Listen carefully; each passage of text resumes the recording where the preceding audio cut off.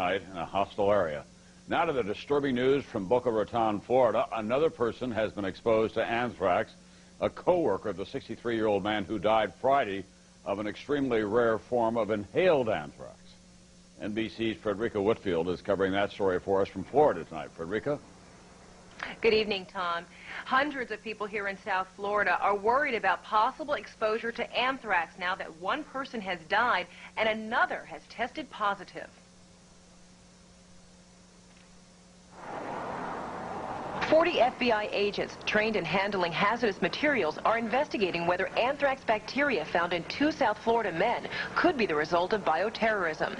We regard this as an investigation which could become a clear criminal investigation.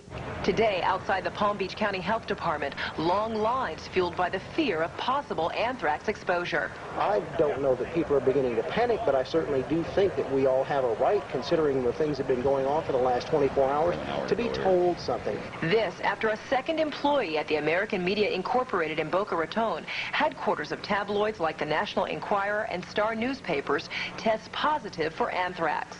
I'm scared.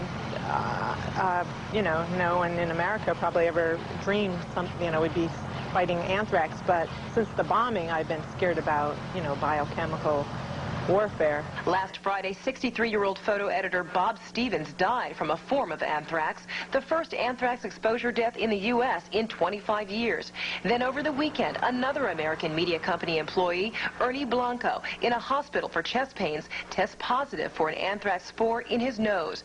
And at the building where both men work, officials find traces of anthrax on a computer keyboard. The FBI closed the newspaper building today. Equally troubling to federal investigators, Mohammed Atta, who was the lead terrorist on board one of the flights that crashed into the World Trade Center, apparently took flight lessons in Palm Beach County at a flight school just miles away from the newspaper.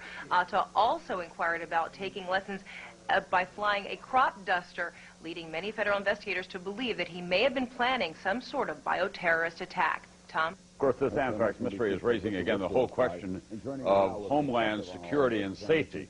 Today, almost 4 weeks after the terrorist attacks in the United States, President Bush swore in his new director of Homeland Security, part of his push to prevent any terrorist retaliation.